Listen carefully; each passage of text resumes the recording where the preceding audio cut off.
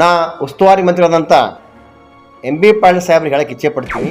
ಕಾಂಗ್ರೆಸ್ ಪಕ್ಷದಲ್ಲಿ ಏನು ನಾಯಕರ ತೆಗೀರಿ ನೀವು, ನಿಮ್ಮನ್ನು ಬಿಟ್ಟರೆ ಎರಡನೇ ಲೆವೆಲ್ ನಾಯಕರನ್ನ ಮುಂದೆ ಬಿಡಂಗಿಲ್ಲ. ನೀವು ನಿಮ್ಮಲ್ಲಿ ನಾಯಕತ್ವ ಕೊರತೆ. ಬಸನಗೌಡ ಪಾಟೀಲ್ ಯತ್ನಾಳರು ಉಚ್ಚಾಟನೆ ಆದ ತಕ್ಷಣ ಭಾರತೀಯ ಜನತಾ ಪಕ್ಷಕ್ಕೆ ಸಮಸ್ಯೆ ಅದರ ನಿಮ್ಮ ಹೇಳಿಕೆ ಅಥವಾ ನಿಮ್ಮ ಸಲಹೆ ಅವರಿಗೆ ತೆಗೆದುಕೊಳ್ಳಿಕ್ಕಿಲ್ಲ. ಬಸನಗೌಡ ಪಾಟೀಲ್ ಯತ್ನಾಳ್ ಕ್ಲಿಯರ್ ಮಾಡಿಬಿಟ್ಟಾರ, ನಾ ಬೇರೆ ಪಕ್ಷ ಕಟ್ಟಂಗಿಲ್ಲ.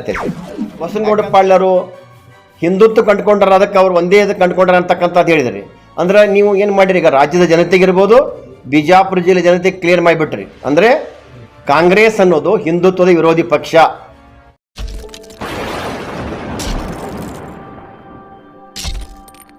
ನಮ್ಮ ರಾಜ್ಯದ ರಾಜ್ಯಾಧ್ಯಕ್ಷರಾದಂಥ, ಭಾರತೀಯ ಜನತಾ ಪಕ್ಷದ ರಾಜ್ಯಾಧ್ಯಕ್ಷರಾದಂಥ B.Y. ವಿಜೇಂದ್ರ ಅವರು ಒಂದು ಹೇಳಿಕೆ ಕೊಟ್ಟಿದ್ದರು. ಬರುವ 2028 ಚುನಾವಣೆಯಲ್ಲಿ ಭಾರತೀಯ ಜನತಾ ಪಕ್ಷ ಅಧಿಕಾರಕ್ಕೆ ಬರ್ತೈತಿ ಅಂತಕ್ಕಂಥದ್ದು. ಅವರು ಯಾವ ಆಧಾರ ಹೇಳಿದ್ರಂದ್ರೆ, ಇವತ್ತು ನಮ್ಮ ರಾಜ್ಯದ ಭಾರತೀಯ ಜನತಾ ಪಕ್ಷದ ಕಾರ್ಯಕರ್ತರ ಜೊತೆ ಮಾತನಾಡಿ ಇವತ್ತು ರಾಜ್ಯದ ಜನರ ಮನದಾಳವನ್ನು ಅರ್ಥ ಮಾಡಿಕೊಂಡು, ಅಷ್ಟೇ ಅಲ್ಲದ ಇವತ್ತು ಕಾಂಗ್ರೆಸ್ದ ನಾಯಕರು, ಕಾಂಗ್ರೆಸ್ದ ಕಾರ್ಯಕರ್ತರು ಏನು ಮಾತಾಡ್ತಾರೆ, ಬರುವ ಚುನಾವಣೆಯಲ್ಲಿ ಕಾಂಗ್ರೆಸ್ಸಿಗೆ ಗೆಲುವು ಇಲ್ಲ ಅಂತಕ್ಕಂಥ ಎಲ್ಲ ವಿಚಾರ ಇಟ್ಕೊಂಡು ಅವರು ಬರುವ 2028 ಚುನಾವಣೆಯಲ್ಲಿ ಭಾರತೀಯ ಜನತಾ ಪಕ್ಷ ಗೆಲುವು ಸಾಧ್ಯತೆ ಅಂತಕ್ಕಂಥದ್ದು ಹೇಳಿದರು. ಅದರ ಪ್ರತಿಯಾಗಿ ನಮ್ಮ ರಾಜ್ಯದ ಕೈಗಾರಿಕಾ ಮಂತ್ರಿಗಳು, ಬಿಜಾಪುರ ಜಿಲ್ಲೆಯ ಉಸ್ತುವಾರಿ ಮಂತ್ರಿಯಾದಂಥ ಎಂ ಬಿ ಪಾಟೀಲ್ ಸಾಹೇಬರು ಒಂದು ಹೇಳಿಕೆ ಕೊಟ್ಟರು. ಭಾರತೀಯ ಜನತಾ ಪಕ್ಷದ ನಾಯಕತ್ವದ ಬಗ್ಗೆನೇ ಪ್ರಶ್ನೆ ಮಾಡಿದರು. ಅದರ ವಿಶೇಷವಾಗಿ ಬಿಜಾಪುರ ಜಿಲ್ಲೆಯ ಭಾರತೀಯ ಜನತಾ ಪಕ್ಷದ ನಾಯಕತ್ವದ ಬಗ್ಗೆನೂ ಕೂಡ ಪ್ರಶ್ನೆ ಮಾಡಿದರು. ಭಾರತೀಯ ಜನತಾ ಪಕ್ಷದಲ್ಲಿ ನಾಯಕರು ಯಾರಿದ್ದಾರೆ ಅಂತಕ್ಕಂಥದ್ದು. ನಾ ಉಸ್ತುವಾರಿ ಮಂತ್ರಿಯಾದಂಥ ಎಂ ಬಿ ಪಾಟೀಲ್ ಸಾಹೇಬ್ರಿಗೆ ಹೇಳಕ್ಕೆ ಇಚ್ಛೆ ಪಡ್ತೀನಿ. ಭಾರತೀಯ ಜನತಾ ಪಕ್ಷ ಬಿಜಾಪುರ ಜಿಲ್ಲೆಯಲ್ಲಿ ಭಾಳಷ್ಟು ಬಲಿಷ್ಠ ಆಗಿದೆ. ಭಾಳಷ್ಟು ನಾಯಕರು ಭಾರತೀಯ ಜನತಾ ಪಕ್ಷದಾಗದಾರ. ಭಾರತೀಯ ಜನತಾ ಪಕ್ಷ ಪ್ರತಿಯೊಬ್ಬ ಕಾರ್ಯಕರ್ತನೂ ಕೂಡ ನಾಯಕತ್ವ ಗುಣವನ್ನು ಕಲಿಸ್ಕೊಟ್ಟೈತಿ. ಆದರೆ ಈ ಪ್ರಶ್ನೆ ಇರೋದು ಕಾಂಗ್ರೆಸ್ ಪಕ್ಷಕ್ಕೆ. ಕಾಂಗ್ರೆಸ್ ಪಕ್ಷದಲ್ಲಿ ಏನು ನಾಯಕರ ತೆಗೀರಿ ನೀವು, ನಿಮ್ಮನ್ನು ಬಿಟ್ಟರೆ ಎರಡನೇ ಲೆವೆಲ್ ನಾಯಕರನ್ನ ಮುಂದೆ ಬಿಡಂಗಿಲ್ಲ. ನೀವು ನಿಮ್ಮಲ್ಲಿ ನಾಯಕತ್ವ ಕೊರತೆ ಅದ. ಅದು ಭಾರತೀಯ ಜನತಾ ಪಕ್ಷಕ್ಕೆ ನಾಯಕತ್ವದ ಕೊರತೆ ಇಲ್ಲ. ಇವತ್ತು ಅದ್ರ ಜೊತೆಗೆ ತಾವೊಂದು ಮಾತು ಹೇಳಿದ್ರಿ. ಬಿಜಾಪುರದ ಶಾಸಕರಾದಂಥ ಬಸನಗೌಡ ಪಾಟೀಲ್ ಯತ್ನಾಳರು ಉಚ್ಚಾಟನೆ ಆದ ತಕ್ಷಣ ಭಾರತೀಯ ಜನತಾ ಪಕ್ಷಕ್ಕೆ ಸಮಸ್ಯೆ. ಇಲ್ಲಿ ಭಾಳಷ್ಟು ಪ್ರತಿ ಮತಕ್ಷೇತ್ರದಲ್ಲೂ ಕೂಡ ಭಾಳಷ್ಟು ಬಲಿಷ್ಠವಾದಂಥ ನಾಯಕರಿದ್ದಾರೆ. ಅದ್ರ ಬಗ್ಗೆ ನೀವು ಚಿಂತೆ ಮಾಡ್ತಕ್ಕಂಥ ಅವಶ್ಯಕತೆ ಇಲ್ಲ. ನೀವು ಇನ್ನೊಂದು ಮಾತು ಹೇಳಿದ್ರಿ, ಬಸನಗೌಡ ಪಾಟೀಲ್ ಯತ್ನಾಳನ್ನ ಬೇರೆ ಪಕ್ಷ ಕಟ್ರಿ ಅಂತಕ್ಕಂಥದ್ದು. ಬಸನಗೌಡ ಪಾಟೀಲ್ ಯತ್ನಾಳ್ ಕ್ಲಿಯರ್ ಮಾಡಿಬಿಟ್ಟಾರ, ನಾ ಬೇರೆ ಪಕ್ಷ ಕಟ್ಟಂಗಿಲ್ಲ.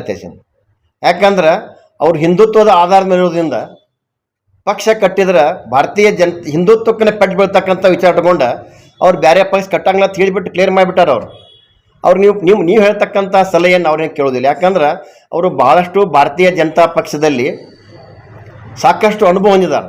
ಅವರು ಸ್ವಂತ ನಿರ್ಣಯ ತಗೋತಾರೆ. ಆದರೆ ನಿಮ್ಮ ಹೇಳಿಕೆ ಅಥವಾ ನಿಮ್ಮ ಸಲಹೆ ಅವರಿಗೆ ತೆಗೆದುಕೊಳ್ಳಿಕ್ಕಿಲ್ಲ ಅಂತಕ್ಕಂಥ ಒಂದು ವಿಚಾರವನ್ನು ಹೇಳಿ ಇನ್ನೊಂದು ವಿಷಯವನ್ನು ಪ್ರಸ್ತಾಪ ಮಾಡಿದ್ರು. ನೀವು ಬಸನಗೌಡ ಪಾಟೀಲ್ ಯತ್ನಾಳರು ಒಂದು ಹಿಂದುತ್ವ ಕಂಡುಕೊಂಡಿದ್ದಾರೆ, ಅದಕ್ಕೆ ನಾವು ಅವ್ರನ್ನ ಕಾಂಗ್ರೆಸ್ಸಿಗೆ ಕರ್ಕೊಳ್ಳಂಗಿಲ್ಲ ಅಂತ. ಅಲ್ಲ, ಅವ್ರು ಆಲ್ರೆಡಿ ನಿಮ್ಗೆ ಹೇಳಿಬಿಟ್ಟಾರಲ್ಲ, ಮೊದಲೇ ಹೇಳ್ಬಿಟ್ಟಾರ, ನಾ ಕಾಂಗ್ರೆಸ್ಸಕ್ಕೆ ನನ್ನ ಹೆಣಸಕ್ಕೆ ಬರತ್ತಾರೋ, ನಿಮ್ಮ ಕಡೆ ಮುಖವನ್ನು ನೋಡಲ್ಲ ಅಂತ ಹೇಳಿದಾರೆ. ಅದು ನಿಮ್ಮ ಕಡೆ ಬರುವಂಥ ಪ್ರಶ್ನೆನಿಲ್ಲ. ಆದ್ರೆ ನೀವು ಕರ್ಕೊಳ್ಳಂಗಿಲ್ಲ ಅಂತಕ್ಕಂಥ ಮಾತನ್ನು ಹೇಳುವ ಮೂಲಕ ಅದಕ್ಕೆ ಕಾರಣ ಏನು ಹೇಳಿದ್ರಿ, ಬಸನಗೌಡ ಪಾಟೀಲರು ಹಿಂದುತ್ವ ಕಂಡುಕೊಂಡ್ರ, ಅದಕ್ಕೆ ಅವ್ರು ಒಂದೇ ಇದಕ್ಕೆ ಕಂಡುಕೊಂಡ್ರ ಅಂತಕ್ಕಂಥದ್ದು ಹೇಳಿದ್ರಿ. ಅಂದ್ರೆ ನೀವು ಏನು ಮಾಡಿರಿ, ಈಗ ರಾಜ್ಯದ ಜನತೆಗಿರ್ಬೋದು, ಬಿಜಾಪುರ ಜಿಲ್ಲೆ ಜನತೆಗೆ ಕ್ಲಿಯರ್ ಮಾಡಿಬಿಟ್ರಿ. ಅಂದರೆ ಕಾಂಗ್ರೆಸ್ ಅನ್ನೋದು ಹಿಂದುತ್ವದ ವಿರೋಧಿ ಪಕ್ಷ ಅಂತಕ್ಕಂಥದ್ದನ್ನು ಕ್ಲಿಯರ್ ಮಾಡಿದ್ರಿ. ಈಗ ನಾ ಪ್ರಶ್ನೆ ನಿಮಗೆ ಮಾಡ್ತೀನಿ, ಬಿಜಾಪುರದಲ್ಲಿನ ನಿಮ್ಮ ಎಷ್ಟು ಗುಂಪುಗದಾವು? ಒಂದು ಡಿ ಕೆ ಶಿವಕುಮಾರ್ ಗುಂಪಿಲ್ವಾ, ಒಂದು ನಮ್ಮ ಮುಖ್ಯಮಂತ್ರಿ ಆದಂಥ ಸಿದ್ದರಾಮಯ್ಯ ಗುಂಪಿಲ್ಲ, ಇಲ್ಲಿ 2 ಗುಂಪು ಅದಾವ, ಇನ್ನೊಂದು ತಟಸ್ಥ ಗುಂಪು ಅದ ಇಲ್ಲಿ. ಇಂಥ ಒಂದು ಪರಿಸ್ಥಿತಿ ಒಳಗೆ ನೀವು ಮುಂದೆ ಚುನಾವಣೆಯನ್ನು ಗೆಲ್ತೆ ಅಂತಕ್ಕಂಥ ಏನು ನಿಮಗೆ ನಂಬಿಕೆ ಅದ ಅಂತಕ್ಕಂಥದ್ದು. ಈಗ ಇನ್ನೊಂದು, ಮೊನ್ನೆ ತಾವು 2 ವರ್ಷದ ಸಾಧನಾ ಸಮಾವೇಶ ಮಾಡಿದ್ರಿ. ಆದ್ರೆ ನೀವು ಸಾಧನಾ ಸಮಾವೇಶ 2 ವರ್ಷದ ಮಾಡೋ ಬದಲು ನೀವು 2.5 ವರ್ಷದ ಸಾಧನಾ ಸಮಾವೇಶ ಮಾಡಿದ್ರಂದ್ರೆ ನಿಮ್ಮ ಕಾಂಗ್ರೆಸ್ಸಿನ ಹುಳುಕೆಲ್ಲ ಗೊತ್ತಾಕಿತ್ತು ಜನರಿಗೆ ಆಲ್ರೆಡಿ ಗೊತ್ತದ, ಅದು ಹೊರಗೆ ಬೀಳ್ತಿತ್ತು ಅಂತಕ್ಕಂಥದ್ದು. ನಾನು ಒಂದು ಮಾತು ಹೇಳ್ತೀನಿ, ವಿಜಯಪುರ ಜಿಲ್ಲೆಯ ಜವಾಬ್ದಾರಿ ಜಿಲ್ಲಾಧ್ಯಕ್ಷನಾಗಿ ನೀವೇನು ತಿಳ್ಕೊಂಡ್ರಿ ವಿಜಯಪುರ ಜಿಲ್ಲೆಯ ಬಗ್ಗೆ, ಭಾರತೀಯ ಜನತಾ ಪಕ್ಷದ ಬಗ್ಗೆ, ಅವೆಲ್ಲ ತಪ್ಪು ತಿಳುವಳಿಕೆಗಳು. ಬರುವ 2028 ಚುನಾವಣೆಯಲ್ಲಿ ಬಿಜಾಪುರದ 8 ಮತಕ್ಷೇತ್ರದಲ್ಲಿ ಭಾರತೀಯ ಜನತಾ ಪಕ್ಷ ಗೆಲ್ತಕ್ಕಂಥ ವಿಶ್ವಾಸವನ್ನು ಕೂಡ ನಾನು ನಿಮಗೆ ಹೇಳಕ್ಕೆ ಇಚ್ಛೆ ಪಡ್ತೀನಿ.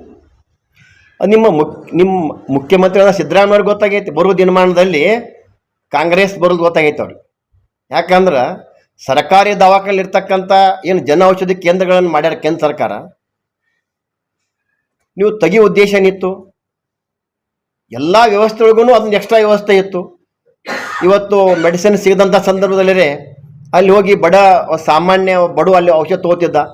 ಈಗ ಸಾಕಷ್ಟು ಸರ್ಕಾರದ ಒಂದಲ್ಲಿ ಬಂದಂಥ ಪೇಷಂಟ್ಗಳಿಗೆ ನೀವು ಔಷಧವನ್ನು ಬರೆದು ಕೊಟ್ಟಾಗ ಔಷಧ ಇಲ್ಲದೆ ಹೊರಗೆ ಕಳಿಸ್ತಾರೆ.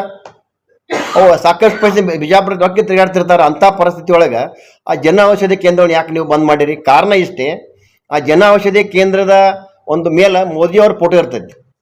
ಅಂದ್ರೆ ನಿಮಗೇನು ಭಯ ಹುಟ್ಟುಬಿಟ್ಟೈತಿ ಈಗ ಮೋದಿಯವ್ರ ಬಗ್ಗೆ.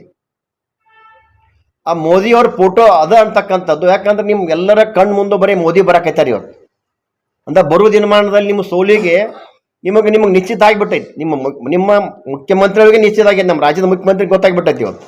ಆ ಫೋಟೋ ಒಂದೇ ಕಾರಣ ಇಟ್ಕೊಂಡು ಇವತ್ತು ಅದನ್ನು ಮುಚ್ಚುವಂತ ಕೆಲಸ ಮಾಡಕತ್ತೀರಿ ಅಂತ. जुड़े रहिएगा आपके अपने चैनल बीजापुर समय के साथ।